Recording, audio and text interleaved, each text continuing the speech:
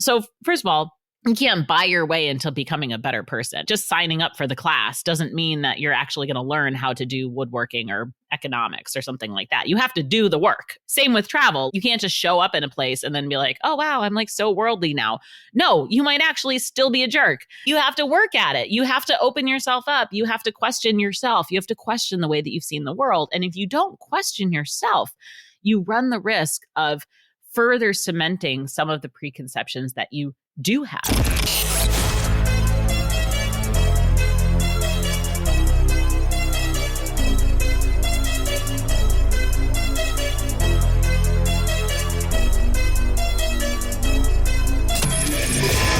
This is the Maverick Show, where you'll meet today's most interesting location-independent entrepreneurs and world travelers, and learn the strategies and tactics they use to succeed. And now, here's your host, Matt Bowles. Hey everybody, it's Matt Bowles. Welcome to the Maverick Show. I just want to start off by letting you know that I have put together for you what I consider to be the 7 keys to building a location-independent business, even in a space that is not traditionally virtual. Now, my company, Maverick Investor Group, is a U.S. real estate brokerage that helps people to buy cash flowing rental properties in the best U.S. markets from anywhere. And when I told people that I was co-founding that business back in 2007, they told me I was crazy because a real estate brokerage is not a traditionally virtual business category. But fast forward today, I have run that business from 65 different countries, and 100% of our staff is fully remote.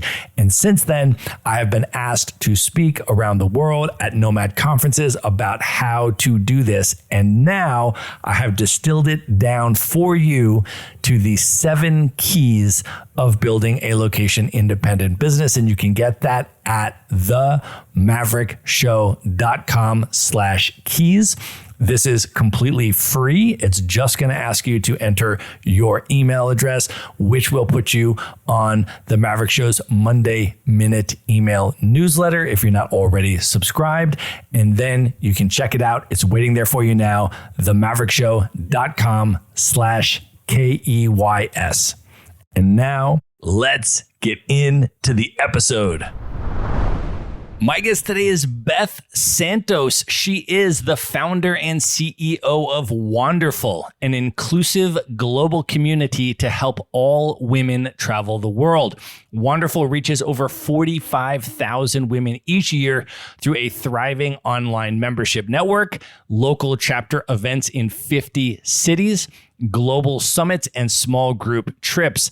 In 2014, Wanderful launched the annual WITS Travel Creator Summit, a leading event that centers all marginalized people in travel and empowers travel creators to use their voices to champion change in the travel industry. Wanderful is also the creator of the annual Bessie Awards to honor women of impact in travel. Beth was named one of the 17 change makers shaping the future of the travel industry by Business Insider. And she is the author of the new book, Wanderwoman: How to Reclaim Your Space, Find Your Voice, and Travel the World Solo. Beth, welcome back to the Maverick Show. Hi, Matt. Great to be back. I am so excited to have you back. Our first interview was one of my favorite interviews that I have ever done on the Maverick Show. Aw. I have been recommending it to people regularly and sending them, you have to listen to the Beth Santos interview. You have to listen to it. And so for anybody here opening up that has not yet heard that interview, we are going to link it up in the show notes. And I want to encourage you for sure to go listen to it. It was a few years ago and it was evergreen and incredibly relevant and incredibly important. And so I want to encourage everybody to listen to that one. But today we have a whole bunch of new and exciting things to talk about. Let's just start off though by setting the scene and talking about where we are recording from. Unfortunately, we are not in person. I am actually in the Blue Ridge Mountains of Asheville, North Carolina today. And where are you, Beth? I'm in the rainy and cold garage of Boston, Massachusetts today. Not nearly as pretty as Asheville, I'm sure, although we get our nice seasons too. Indeed, you do. Well, let's just start off talking a little bit about the Wanderful community for people whose first introduction this is to the Wanderful community. Can you just share a little bit about Wanderful in general? And then can you talk a little bit maybe about how it has evolved and grown since we spoke about it 3 years ago? Yeah, definitely. So for those who are coming across Wanderful for the first time, we are an international community of women who love to travel. Really, that's who we are at its core. And we started as a blog in 2009. I was traveling on my own and just found a need to share my own story and to connect other women who were experiencing travel, especially solo travel, but not always, but kind of travel as it is for the first time. And now, not only do we have an online presence, but we also host events in cities all around the world. We have a global chapter network. We launched an app over the pandemic. It was during the pandemic, actually, that we really launched our online membership community. And the idea was to create kind of a third space for women to ask tips and advice from each other, to meet one another. You can sort of geolocate people based on city. So when you're traveling, you have an instant group of people that you can meet up with and have dinner with and get advice from, and really just connecting women together to help each other. And then we also do virtual events. In 2020, we launched it just before the pandemic. And then all of a sudden, it was this crazy night and day experience where we woke up in the morning and all flights had been canceled and everybody came into the membership app and they were like, I miss travel so much. And it became a space where you could actually voice that and have other people who got it and kind of have that emotional connection. And ever since then, it's really grown. We've built out not just a traveler level membership, but we have a creator level membership for content creators and influencers who are building travel businesses. And then we have a small business membership that also has accountability and mastermind circles for women who are building businesses in travel and want access to possible consumers, possible partners, or just a friend who's kind of going through it at the same time. So it's definitely expanded. We still do our virtual events. Oh, and we started doing trips, of course, because we didn't have those during the pandemic at all. We had to stop that. So we started actually bringing trips back in. Of course, you get a bunch of travelers together and what they want to do is travel.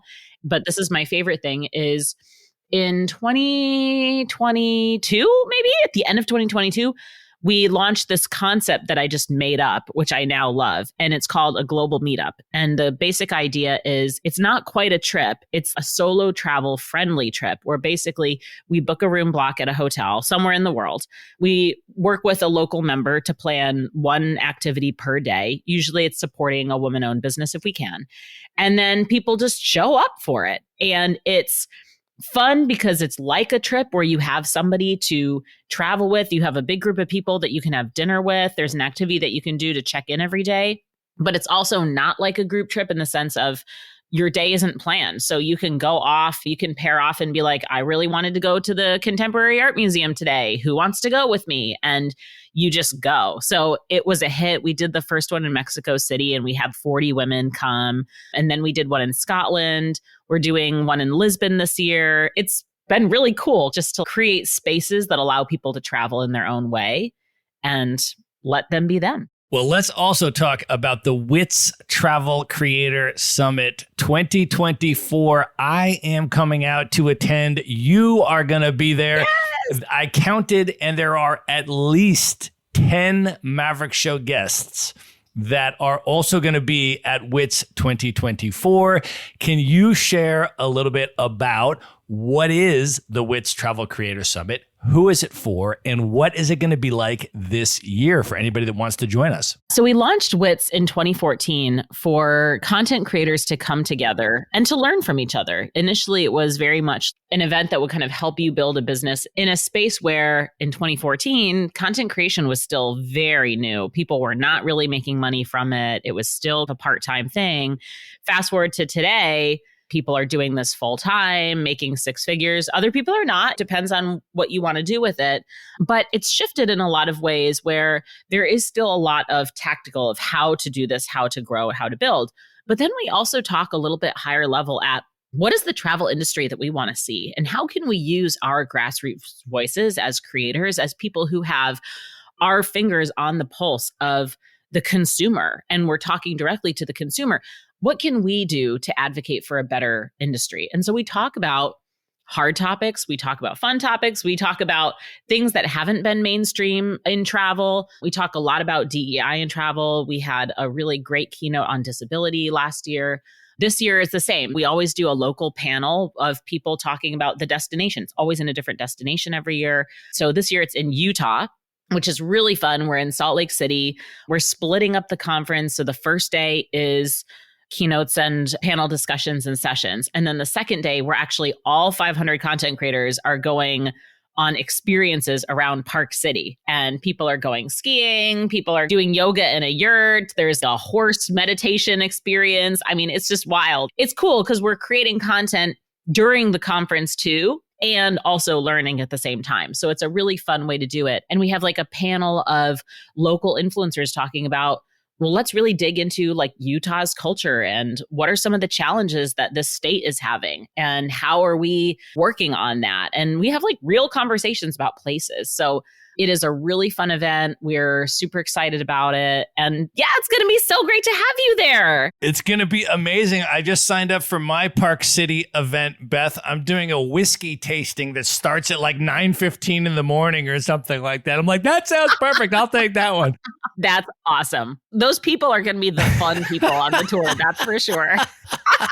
It's going to be amazing. I have been so impressed from top to bottom of the organization of this conference, all the incredible things and options you've put together for people. The other thing, of course, I want to ask about as part of this conference, people can attend the Bessie Awards, of which, again, I counted, there's at least 5 Maverick Show guests who are nominated this year for a Bessie Award. So I will be there, of course, rooting and cheering and supporting them. But can you share a little bit about what the Bessie Awards are and then what the actual event will be like? Oh, that is so exciting. So the Bessies are an award show to honor women in brands of impact in travel, really taking a minute to celebrate the people who have made headway in the last year that have accomplished really neat things. There is a Creator of the Year award. There's a Collaboration of the Year award.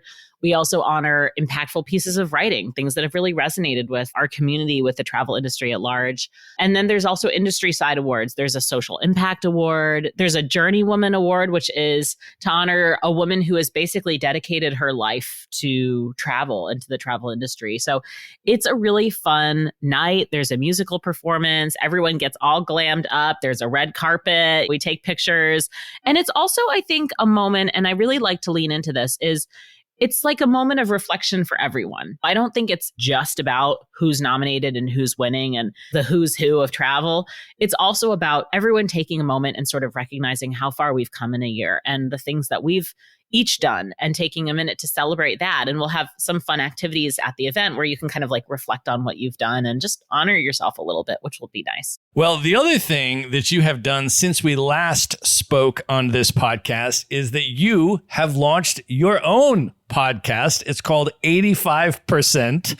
I, of course, am a subscriber and a listener and a big fan, but can you share for folks what the name means, why you chose to name the podcast 85%, and then what folks can expect from the podcast? Yeah, 85% is all about trailblazing women in travel. And I interview every season a really amazing group of women that are what I believe are changing the travel industry for the better, making it more representative of women, more inclusive, especially for women, but really across the board.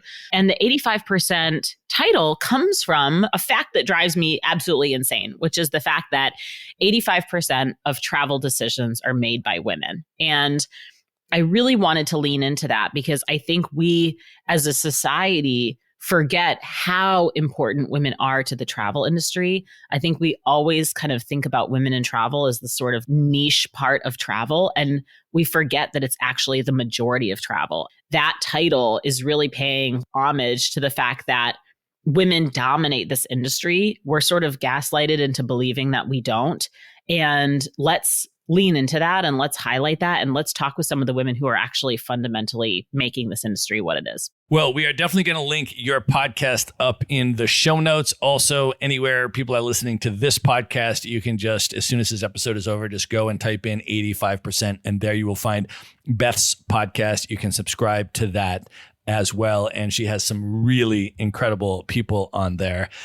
Beth, I also, of course, want to talk about your new book. I bought it literally the day it came out. I was waiting, the pre-sale thing, and then I bought it the day it came out. I have just finished it, and I am so impressed. I'm so inspired, and I just overall think that this book is so important that it is now out there in the world. But let's just start off talking about your selection of the title of this book. The full title is Wanderwoman: How to Reclaim Your Space, Find Your Voice, and Travel the World Solo. Can you talk about your selection of that title? Thank you so much. And thank you for reading it. That's a great question. Nobody's asked me that question, so I'm really excited about this. Well, first of all, the Wanderwoman part was fast and easy. I just knew that right away. And actually, it was something that I had suggested to the editor. And then I said, there's a lot of Wanderwoman stuff out there, so I don't know if we can actually use this for like trademark or whatever. And she was, no, actually, this is great. And then we had it there for a while. I think it was called Wanderwoman: How to Travel the World Solo.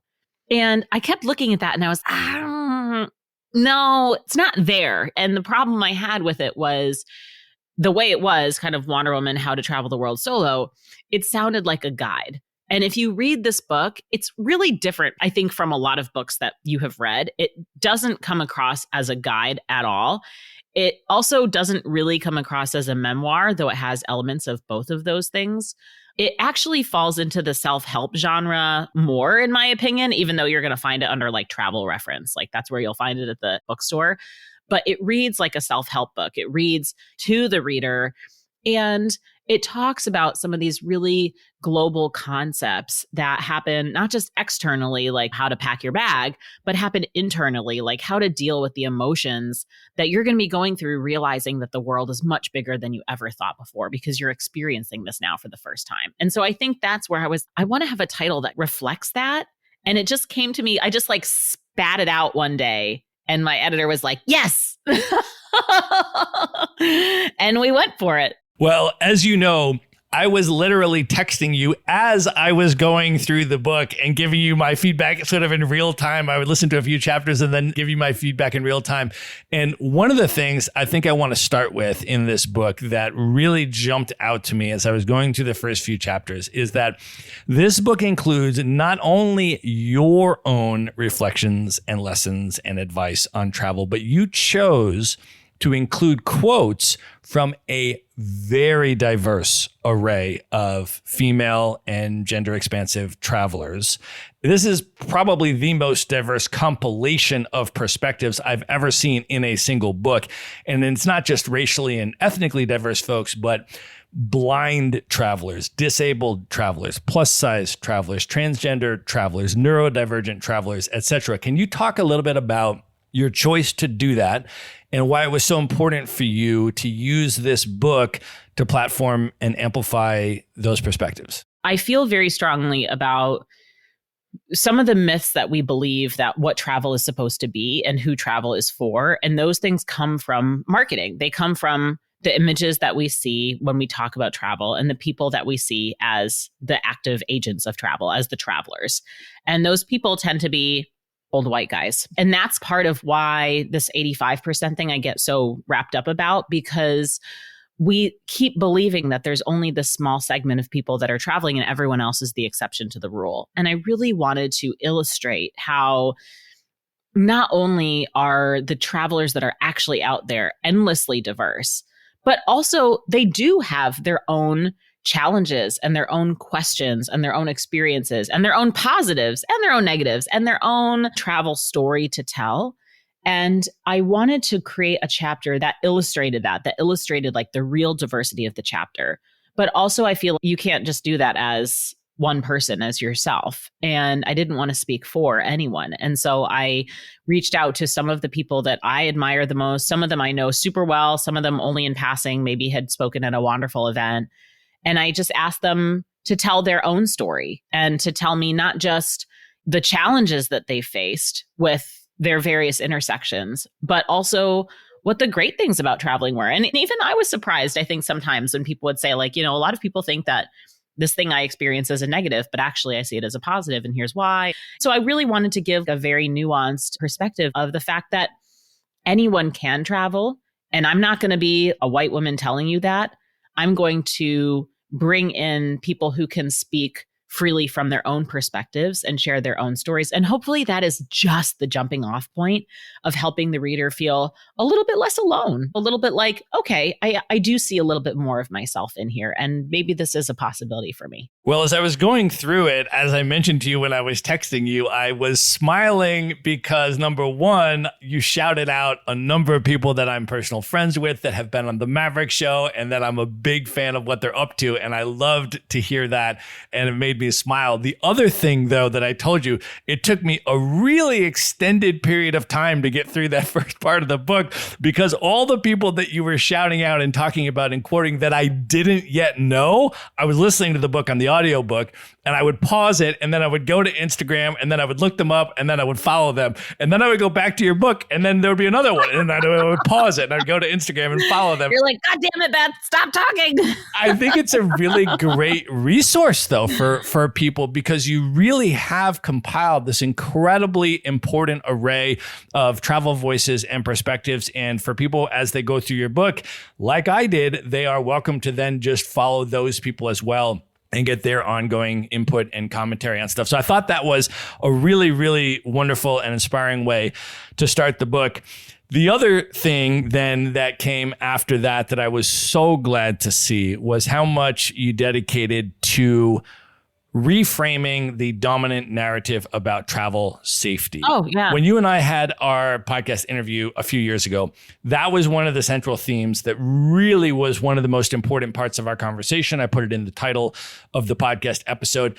And as I've had conversations with travelers over the last few years, female travelers and stuff like that, I have said, you have to go listen to the Beth Santos episode. And that's one of the main things that I'm sending them there to listen to, is to hear how you have reframed and encouraged people to think about the travel safety narrative, because I think it's so important. And so when I got to that part in the book and I saw that the conversation that we had, you had really fleshed that thesis out in the book in a way that I thought was incredibly important. So can you share a little bit about the importance of reframing the dominant narrative about travel safety, some of the dynamics of victim blaming, and the importance of challenging the way that female travel safety is marketed to white women in particular? Safety is by far the biggest concern I hear from women when we're talking about solo travel, and whether it's their own concern or whether it's the concern of a friend or family member that then makes them nervous.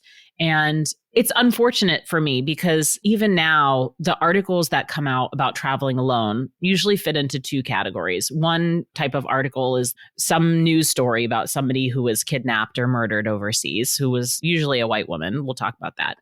The other is like a top 10 list. It usually is like top 10 safest places for women to travel alone. And it's just over and over again.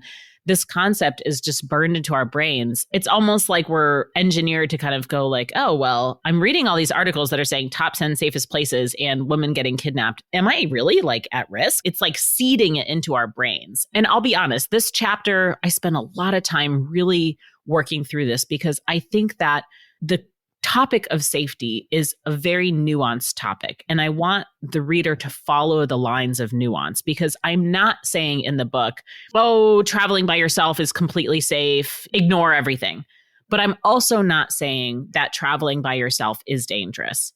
And what I do is I break down some of the nuances of that. And okay, let's talk about safety. Let's talk about what we mean when we say safety. And let's also talk about when we're confusing ourselves with real safety and the perception of safety. And I mentioned a survey that women were sent once that said, how safe do you feel walking around from place to place?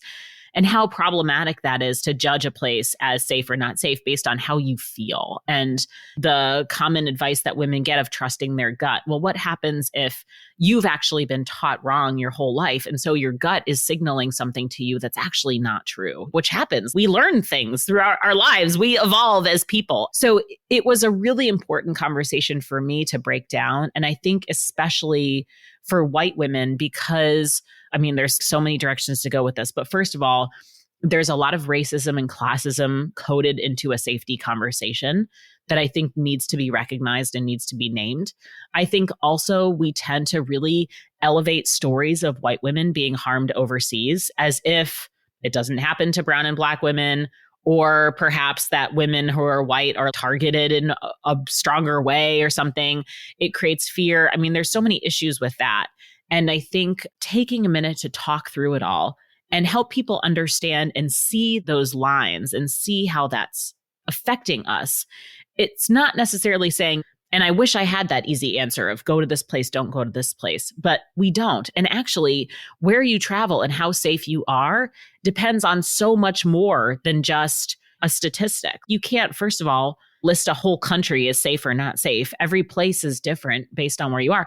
But then also your own safety experience depends on who you are. All of the things that go into who we are as people, what we look like, who we love, what religion we are, how we dress, how much we've traveled before, how comfortable we are with being alone with ourselves. All of those things mixed together to help us understand, okay, well, how safe am I actually? And it's different for every person. Well, one of the most important things I think you talked about in that chapter was this concept of an intersectional personal risk profile. Can you share a little bit about that? The concept of a personal risk profile is, if you think about some of the different qualities, and they're really listed out in the book, the qualities that make you you, each one is going to affect you differently and affect what your risk level is, but really more like what your risk tolerance level is. How differently do I look? How much do I stand out? How differently do I look from the people that I'm visiting here?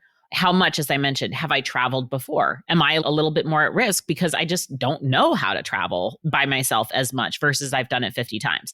It's all these intersections of our identity. I'll talk to people too who will say this place is marketed as very safe, but also I'll give an example, white English speaking country. Well, if I'm not a white English speaking person, I'm probably not feeling as safe as somebody who this article was probably written for. So even thinking about it in the context of, well, who are you? And what is your language? What is the language of the place that you're visiting? How do these things interact with each other?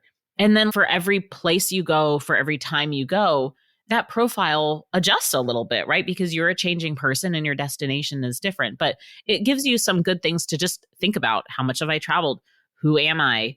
Are there laws against me and who I am? All of these things don't necessarily mean one thing or another, but you can kind of add them up to help you understand, okay, what risk level am I going into with this? Yeah. And you also talk about this concept of the perception of familiarity being correlated in our minds with safety. And I thought that was an important concept as well, because you then later go on to talk about self-discovery through solo travel, and that a lot of that is really rooted in intentionally leaving your comfort zone on purpose. Can you share a little bit about that? Yeah, definitely.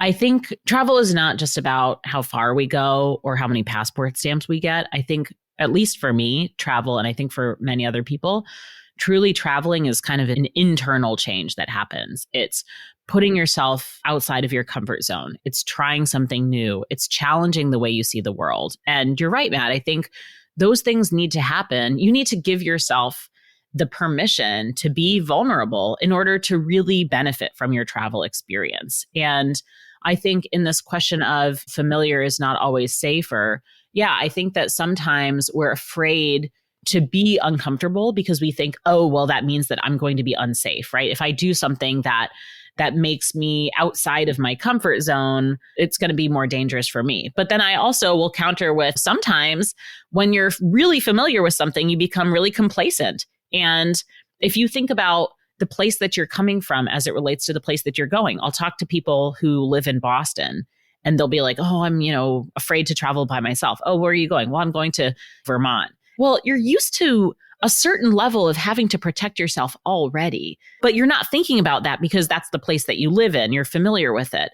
But actually, sometimes if you're too familiar, you might just kind of be like, oh, well, I'm not at any risk. And then you do become a target. So it's not always cut and dry like that. And I think I wouldn't encourage women to say, oh, you must be super duper comfortable all the time. I think there's certain different levels of comfort that are okay and not okay that you have to decide for yourself. At what point am I getting to a place where this comfort is not okay and I'm truly in danger and I need to get out versus this is a good comfort. I don't feel good about this. It doesn't feel good on me, but I know that it's allowing me to learn and grow and evolve, which are the things that I want to get out of my travel experience. Well, I think sometimes there can be an overemphasis on the purpose of travel as being entirely about self-development and self-growth and what you get out of it as the traveler. And I was really, really encouraged to see that you had an entire chapter in here called How to Travel Better. And basically, that is not all about you and your personal growth. It's very much about the places that you are and the people that you're impacted by going there. And you break out this concept of how to travel better into 3 sections. And I'm wondering if you can share a little bit about those. 1 is your economic choices. 2 is environmental choices. And 3 is cultural choices. Can you talk a little bit about those, Beth? For me, again, this is less of a guide on how to travel alone and more of the messages that you should be getting from the beginning. One of the most important messages I think you should be getting from the beginning, which I do think will make you a better solo traveler, is understanding how travel is not a one-sided experience. You are not just going behind a glass pane and watching the world go by. You are inserting yourself into somebody else's world, which means you are also subject to being viewed as you are viewing, right? Other people will react to you. You will interact with people. They might make you uncomfortable. You might make them uncomfortable. It is a two-sided or multi-sided exchange. And I think that's really important. And I think you notice that. I don't even need to tell it to you, but I'm telling you before, because when you get there, you're going to realize it. And then you're going to be, oh my gosh, and it'll hit you like it did me, which is why I wrote about it. So you can learn about it before. So the idea of how to travel better is, let's talk about how when you go somewhere, you are having an impact. Your choices are affecting this place, and you have the privilege of being able to leave said place without anything, but it's still going to exist here. The places that you choose to travel to, you are, whether you like it or not, supporting the local government, supporting possibly the federal government of the place, just because you're buying stuff and that place is paying taxes. You are affecting the environment, whether it's through your carbon emissions, whether it's through the plastic water bottle that you use, whether it's just purely because you go there because the place is already over touristed as it is. All of these things are having an impact. And I think that that was really important to let those first time, but also every traveler, if they haven't gotten that message before, know. Because when you start thinking about that, of every single dollar I spend when I'm overseas, and even just my mere presence in a place is going to then have an impact on that location. And sometimes I won't even realize what it is until it hits me, or maybe I'll never know, but I know that it's there. These are really important things to think about, because it's not just going on vacation and coming back and nothing's changed. You're changing the place just by being present in it. I have to say, one of my favorite parts about the book was the travel anecdotes that you share about your husband, Marvin. So I just want to give a shout out to Marvin. Poor Marvin. I want to give a shout out to Marvin. His experiences, as relayed by you, continued to make me smile and laugh throughout the book. But also, you tied them into some really important and interesting travel lessons. I want to ask if you can share just one of them now that I really appreciated, which was the Istanbul barbershop story and what the lesson was that came out of that in terms of why you should not over-plan your travel. Totally. And I have to give a shout out to my husband, Marvin, because first of all, he just let me write whatever. He didn't even care. Do you want to read this? I asked him multiple times before the book went to print. Do you want to read this just to double check? He's like, I trust you. Write whatever you want. Go for it.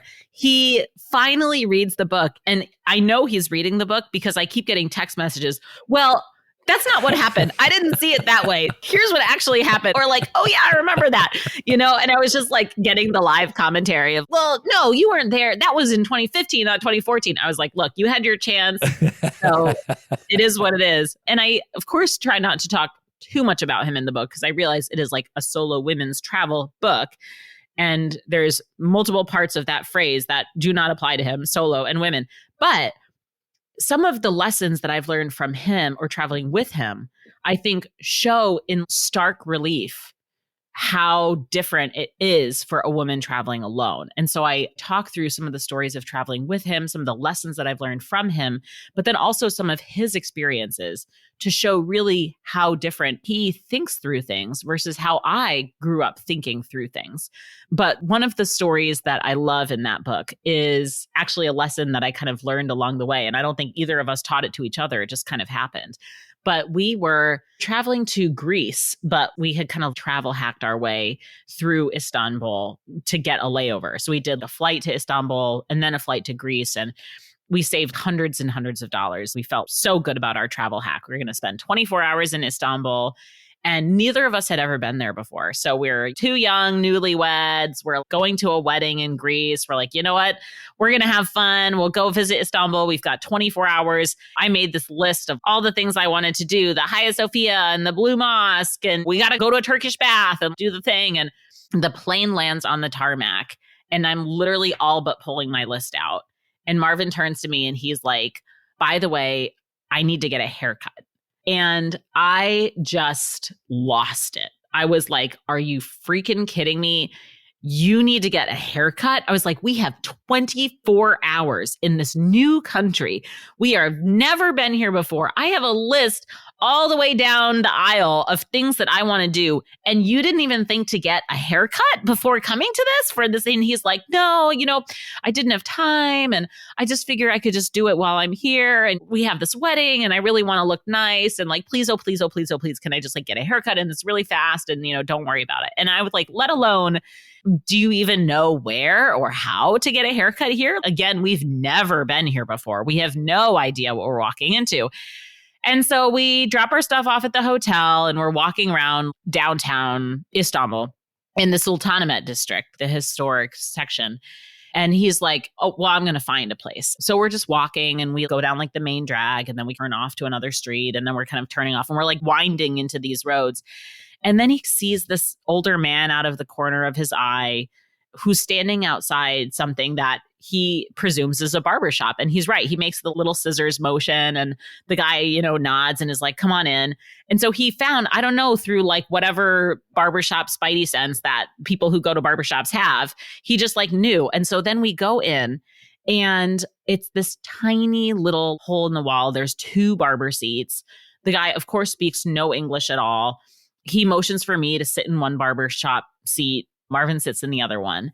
And there's like this little old TV off in the corner and it's like showing some show in black and white that I've never seen before. And the walls are plastered with pictures. Those places like sub shops do this where you have pictures and newspaper clippings everywhere of the owner posing with like various celebrities. And of course, none of the celebrities are recognizable to me. They're all just like Turkish celebrities.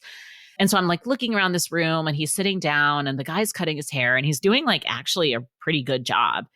And then he pulls out a cotton ball and he lights the cotton ball on fire. He takes a lighter and he just lights it up. So it's like this flaming cotton ball. And then he goes really fast and dabs at my husband's ears. And he's basically like singeing off the ear hairs as part of the barbershop experience. And at that point, I just went wild because this whole time I had been, this is so stupid. And why are we doing this? And I have this whole list of things I want to do. And then I realized in that moment that I have never seen somebody cut their hair like that. I have never seen somebody use fire in a haircut. But the way he was going about it, I knew that this is how it's done. This was an everyday experience. And it was so cool and so different. And I think it taught me such an important lesson, which is funny because Marvin didn't even know how much this affected me until he read it. And he was like, oh yeah, I remember that. That was cool. But it really taught me this really important lesson that I wanted to share with readers, which was we have so many expectations of what our travels are going to be, and Instagram doesn't help. It's going to have this beautiful visit to this gorgeous sunset field with raspberries, all the stuff. But sometimes actually the coolest things that happen to us in our travels are like the most boring everyday things for somebody else, because those are the moments that we do see how different other people have lived these lives. And I just love it. I think some of the most simple parts of travel, like going to the grocery store and just looking at who are the cartoon characters on the cereal boxes here? What is somebody's everyday life here? That to me is some of the most interesting stuff. And you can learn so much and you can have such a moving experience without having to splurge on some life-changing expedition somewhere. I think that is such an important travel lesson. I really also, Beth, loved some of the language that you used in the book and some of the way that you framed certain things. For example, you talked about, quote, embracing the sparkle of your new global identity, which I thought was lovely. But then you go into this really, really important concept, and you talked about the juxtaposition and sometimes seemingly conflict with returning from a trip that has changed you and then navigating the now potentially different relationships, or the chasm in previous relationships between friends and loved ones who didn't have those same travel experiences that you did and maybe can't relate to them. And I think that's a really, really important thing for all travelers, and that a lot of travelers struggle with. Can you share some of your reflections on handling and reconciling that dynamic? Yeah, you may have a life-changing experience. You also may not have a life-changing experience. And I think rolling with that and being comfortable with however it comes out, not having strong expectations for yourself and having grace with yourself, I think is a really important takeaway here. But I also think that even if you're not planning on it or expecting it, I do think, especially if you go really far away, if you're really outside your comfort zone, or maybe you're away for a long time, I think especially in those situations, you might come home and feel, wow, I feel like a different person. I've seen things that I haven't seen before. I've experienced things I haven't experienced before. And somebody asks you, how was your trip? And just saying, oh, it was great, doesn't feel like it's really doing justice to how it was. Because as you will see, reader who has not yet traveled, or maybe reader who has traveled many times and already knows this, travel is not always just perfect all the time. In fact, if it's perfect all the time, you're probably not challenging yourself enough. So there's vacations, which are good and important and comfortable, but really having an immersive travel experience, you're going to have some moments of discomfort, and you're going to have times where maybe you expected something and it didn't turn out the way you wanted. And so it's not always going to be like a perfect, wonderful, great trip. And that's a good thing. That means that you're really stepping outside that comfort zone and challenging yourself. But it also means that you're going to have a really hard time seeing yourself in this new light and then going back to very familiar surroundings. And I think a lot of our personality is not just based on who we are on the inside, but the outside forces at play, our family and our friends and the place that we're from and our local culture and our society. And I think that's really illustrated by, if you've seen, there have been some little memes that have gone around on Instagram where it's, this is my personality in English, but this is my personality in Spanish. And it's true. It's like when you have a different language, sometimes even just how funny you are, how comfortable you are. If you're speaking a second language, maybe you feel a little bit less funny because you're just not in your skin as you are with your native tongue. And so your personality changes. It's not just about who you are, but it's also about the context of where you are and who you're around and who you're with and what they bring out in you. And so coming home can be really hard. You're sort of like, wow, I was this person overseas, and now I'm coming home and I feel different. And everybody's sort of expecting me to be that person that left, and I'm not. And that's a really complicated form of reentry. And for some people, it's just like a light dose and you're back to the way things were and it's fine. For other people, I studied abroad for a year, and when I came back, I felt so different. I really was depressed. I just really could not understand what had happened in me. And I didn't have the language to talk about that with anyone. And nobody asked. Nobody had ever mentioned to me that that would happen. And so I really, really wanted to make sure that that conversation was had of, you're going to have these feelings, and here's how you might want to think about them and how you might want to prepare for them so that you don't feel like you're the only person going through it, because a lot of people go through it. And that's one of the really important things I think you've done by creating the Wanderful community, is that folks who want to start traveling and having some of these experiences and then processing some of these experiences, if they're not surrounded by other people that travel the world and have these experiences, how can they get around a supportive community that understands that and can support them in that? And I think you've done an amazing job, both with the virtual stuff and the in-person stuff, for supporting and creating this pathway for women to travel the world and then to be supported on every step of that journey. Thank you. No, I appreciate that. And I think that that's really a key part of what Wanderful is all about. What we're doing is we're creating that space for you to connect, to like have an emotional support network, to have a community, to have a group of people. So we say we're a community of women who love to travel. We're not just a community of women that travel. We are a community of women who love to do it and who want to connect with other women who love to do it, because we want people to talk to and to interact with and to be that person with. Well, another really interesting thing that you talk about in the book is this concept of finding the inherent components of a travel experience wherever you are. Can you share a little bit and explain about that? Yeah, I think to the point of what travel is, of travel being a mindset, of being something that you exercise and not just being about you book a flight and then that's what it is. I mean, yes, we all know the definition of the word travel in English. It means that you're like going from one place to another place. But I think really, truly traveling is about so much more than that. It really is about seeing the world differently. It's about being present in the world, about questioning yourself and being an active learner, about listening to others, and about being open to trying new things. And I think sometimes we think of travel as this inaccessible thing because we think of travel as a luxurious 2-week vacation in Bali. And it doesn't have to be that. You can find elements of travel wherever you go. And even now, living in Boston, our neighborhood is very heavily Dominican. And my local hairstylist is a Dominican hair salon.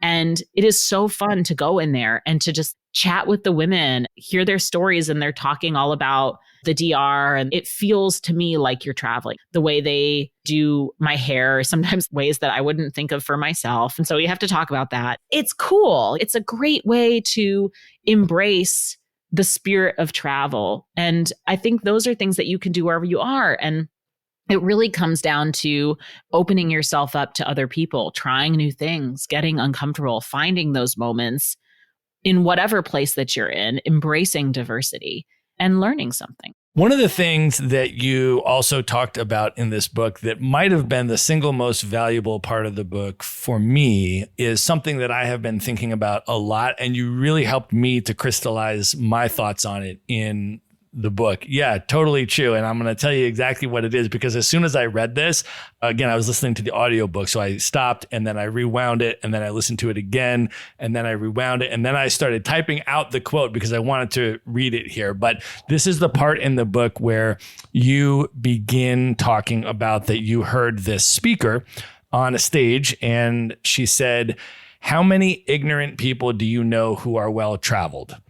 Meaning that the speaker was expecting the response from people to be, oh, if you travel a lot and you're well-traveled, then you become less ignorant of a person. And you sort of deconstruct that in the book and you're like, no, not necessarily true. Travel can also reinforce biases that you have rather than disrupt them. And that I think is so important, because I have talked to a lot of people who have espoused this romantic notion, which really sounds lovely. And I'd love to believe it, that travel makes you a more tolerant person and a less racist person. And the more that you travel, the more you're exposed to these other cultures, the more tolerant and less racist and thoughtful of a person you become. And it sounds really romantic and lovely. And I really wish that I could believe that. I just haven't really seen the evidence that works across the board. And so I've been sort of processing that. And I want to read this quote from your book, which for me really, really stood out. And I typed out the whole thing from the audiobook because I thought it was so important. So let me read this and then I'll let you expand upon it. You said, quote, "Your trip didn't change you. You changed yourself. And in fact, some of those parts of you that feel new were probably a part of you this whole time. Just a tiny spark waiting for the right combination of fuel and air to set a fire. Yes, these outside factors were an enormous part. You saw things you didn't even know about before. You had conversations with people that changed the way you looked at issues. You tasted a pain au chocolat for the first time. I totally get it. But you could have done all these things and not let them change you one little bit. The act of going abroad does not make you a more wise or worldly person. It is up to you to let those experiences become part of you, to embrace the spirit of challenging and questioning your preconceptions." End quote. That for me made the entire book. It really helped me to crystallize some of my thinking on this. Do you want to share or expound on any of that or how you came to that conclusion? Well, first of all, I think that was the first time anyone's ever read part of my book back to me, which was really darn fun. And anytime you want to just record the audiobook for me so like I can listen to you reading the book, let's do it. That was cool. That was actually super cool. Yes, I completely agree with you. I so wish it were easy and you could just hop on a plane to an inherently better personality. All you have to do is book a flight and you're going to be a better person for it. And things are just going to happen to you and you're going to become better. That is the picture that we paint. And I think there's quite a few things that are wrong with that. First of all, that just like paying for a Delta flight is going to make you into a morally superior person. Like, if you really break it down, it's like, really, that's what I'm saying. But there is so much internal transformation that happens. So first of all, you can't buy your way into becoming a better person. Just signing up for the class doesn't mean that you're actually going to learn how to do woodworking or economics or something like that. You have to do the work. Same with travel. You can't just show up in a place and then be like, oh, wow, I'm like so worldly now.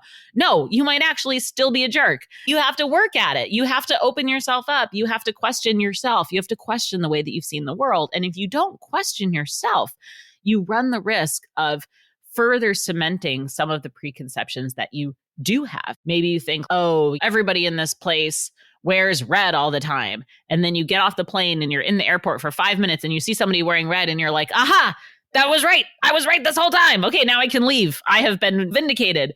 It can go awry if you just let yourself use these as opportunities to cement the things that you already believed. Really, you should be looking for the moments that you were wrong and be comfortable putting yourself in a position of being wrong and being vulnerable. And I think that it goes into so many other things. I mean, we do so much travel shaming of, oh, I'm so well traveled, which means I'm like such a good person and everyone should listen to me. I get the idea. If you have seen a lot in the world and if you've put yourself in these positions, I do believe that travel has the ability to make you into a better person. I think travel is a lifelong opportunity to learn and to grow and to be better. But I also think that you can show up to class and go to sleep and still get an A sometimes if that's what happens. That doesn't mean that you've actually learned anything. Beth, let me ask you one more question and then we'll wrap this up and move into the lightning round. You close out your book by talking about a quote from the great Maya Angelou. And I just want to read Maya Angelou's quote and then allow you to share what it means to you. Maya Angelou said, quote, "I long, as does every human being, to be at home wherever I find myself," end quote. So for you, after all of your travels at this point in your life, why is that quote so important to you and what does it mean to you? You know, that quote to me it's just so much. It's really everything. It's like truly my most favorite quote of all time. And I think it does a few things. It breaks down what home is, that home is not one place. I think it also opens up this concept that a lot of travelers are familiar with, which is, and it's almost a little sad, it's that loving many places at once and realizing that you actually cannot be in multiple places at once. And there will never be a time in your life where you can be happily in two places at the same time. And you may love two places equally or more, or many, many more. And like in realizing that, I also think it allows us to think about home not as a place, but as a mindset, as an internal feeling. And I think that feeling comes from this level of joy, I think, honestly, and comfort to a certain degree. But I think it's always important to get uncomfortable. But I think home is the certain level of comfort with yourself, satisfaction with yourself, and gratitude and joy.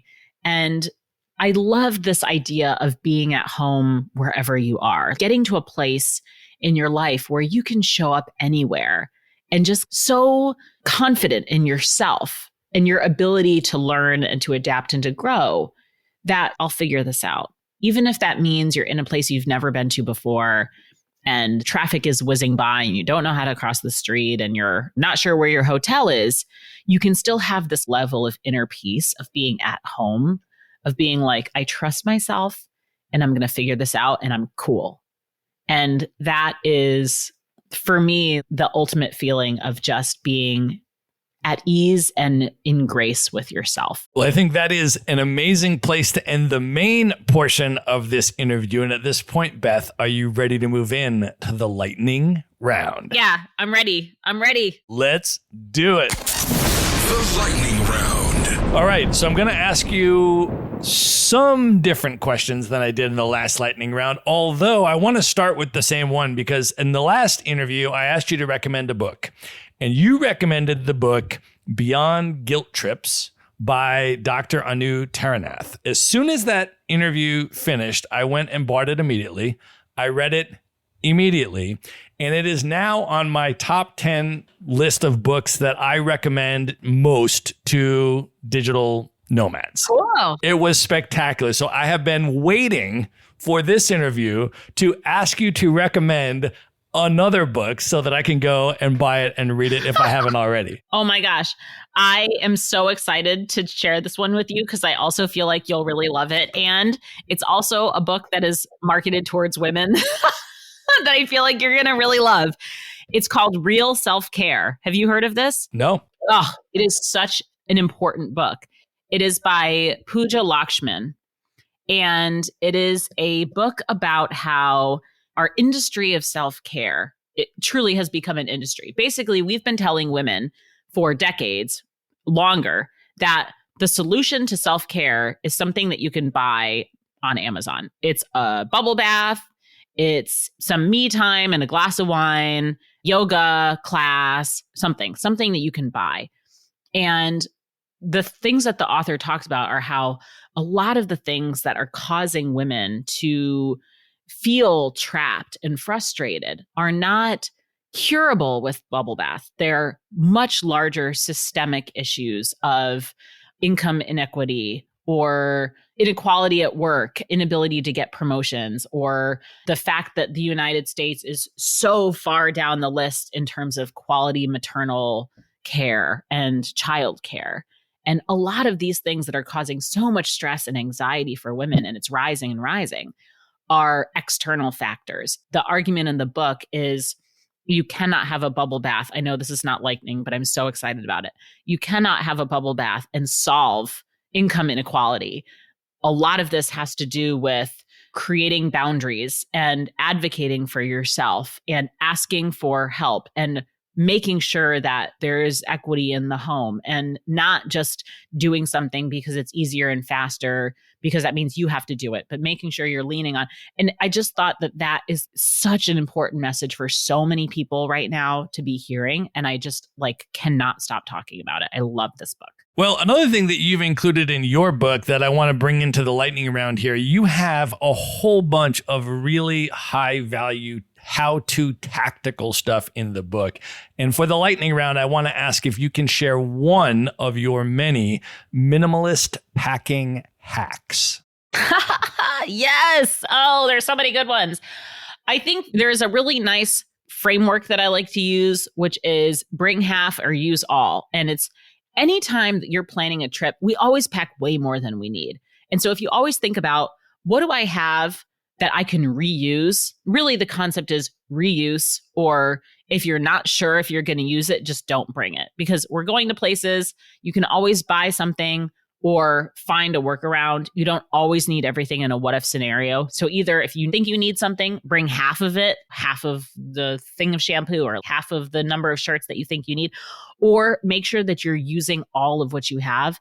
And then you get to come home with a lighter suitcase, or you have more room for souvenirs and things that you buy overseas. Another set of tactics that you share in the book is trip preparation techniques, particularly for first-time solo female travelers that might not be experienced, that might be a little bit apprehensive about taking their first solo trip. Can you share one of those trip preparation hacks? So a lot of this starts with baby steps. The very first baby step, I think, is literally just taking yourself out to eat in a restaurant. I think a lot of women are nervous about doing that. So find a restaurant somewhere in your hometown, take yourself out for a nice dinner, not like a cafe, not fast casual, a real restaurant, order a table for one, and just have dinner with yourself. All right, Beth, another section of the book that you give a lot of good tactics is this concept of budget travel, because it obviously seems very expensive and you have a whole bunch of ways that it doesn't have to be that expensive. Can you share one of your budget travel hacks? Going to the grocery store is like my favorite budget travel hack of all time. I think it is a fun way to get to know an area, as much as it is a fun way to eat your way through a regular person's kitchen in the place that you're visiting. So go to the grocery store, see what's on sale. You're going to learn about the local produce systems, the economic environment. You're going to learn about what's available, what's not available, what people eat for breakfast, what they don't. And my favorite part of that is buying your souvenirs at the grocery store. Get chocolate from the grocery store, something that's local and different, or get bath salts or some cool snack, a bag of chips. Even like the flavors, like the Kit Kat flavors in Japan are like totally different than here. It seems like a basic thing to give somebody a Kit Kat, but it's so cool that you can do that. So I would just go to the grocery store, get a bunch of souvenirs. It's way cheaper. And it's such a cool cultural experience. Beth, last question. You have been traveling the world for over 15 years now. At this point in your travel journey, what are your top 3 bucket list destinations, places you still have not yet been to that are now highest on your list you'd most love to see? I would love to go to Japan, speaking of, Nepal, and I really want to go to the pyramids of Egypt. I've never been. So pyramids of Giza. Awesome. All right, Beth, I want you to let folks know how they can find you, how they can follow you on social media, how they can buy your book, and if they want to join us at the WITS Summit, how they can learn more about that. How do you want people to come into your world? So to find me, first of all, I'm at Maximum Beth on pretty much all channels. You can also find my website at bethsantos.com. The 85% podcast is 85% spelled out podcast.com. That's where you can find all the episodes. Of course, you can just go to like wherever you get your podcasts and find it there, 85%. WITS is WIT Summit, WIT Summit.com. You can also follow our Wanderful Creators account on Instagram, or She's Wanderful. That's our general Wanderful account, also on Instagram. And that's the URL of Wanderful, sheswanderful.com. If you want to join our community, that's where you would go. There's a link where you can learn all about our membership and our upcoming trips and our events. We have some really great trips coming up. We have an Antarctica trip that we're planning right now, which is really exciting. And of course, there's the book. The URL for the book is thewanderwomanbook.com. So it's easy, but you can buy this book anywhere. You can find it on Amazon. Barnes & Noble has it. Target, Walmart has it. Bookshop is a great website where you can support independent booksellers, or a lot of independent bookstores have the book. If you just go into, and even if they don't have it, ask for it, because we want to see it in more bookstores. So get it out there. Ask for it at your local Hudson News anytime you're like at the airport. And I think that's everything you can find so far. I'll give you some more URLs for the next time we chat. We are going to link all of that up in one place in the show notes. So just go to themaverickshow.com, go to the show notes for this episode. There you will see links to everything we've discussed in this interview, including how you can join me and Beth in person in Utah for the WITS Summit and get an $80 discount just for being a listener of the Maverick Show. We're going to link all of that up and, of course, link to the book as well. Beth, I think you are amazing. Thank you so much for coming back on the show. Thanks for being here. I cannot wait to see you in person in Utah soon. Yes, let's hang out in person in Utah. Good night, everybody. All right. I hope you enjoyed that episode. Just a final reminder to subscribe to the Maverick Show's Monday Minute email newsletter. No long articles here, just 3 bullet points that I put together for you and drop into your email inbox every Monday that you can consume in under 60 seconds. You can subscribe at themaverickshow.com/newsletter. Again, that's themaverickshow.com/newsletter. Be sure to visit the show notes page at themaverickshow.com for direct links to all the books, people, and resources mentioned in this episode. You'll find all that and much more at themaverickshow.com. Learn how Maverick Investor Group can help you buy cash flowing rental properties in the best U.S. real estate markets, regardless of where you live. Schedule a free phone consult today at themaverickshow.com/consult. Now you can buy rental properties with tenants and local property management in place, so you don't have to be a landlord or a rehabber. To get your questions answered and discuss how Maverick Investor Group can help you meet your real estate investing goals, schedule your free phone consult today at themaverickshow.com/consult. If you like podcasts, you will love audiobooks, and you can get your first one for free at themaverickshow.com/audiobook. Whether you want the latest best-selling novels or books on investing, business, or travel, try your first audiobook for free at themaverickshow.com/audiobook.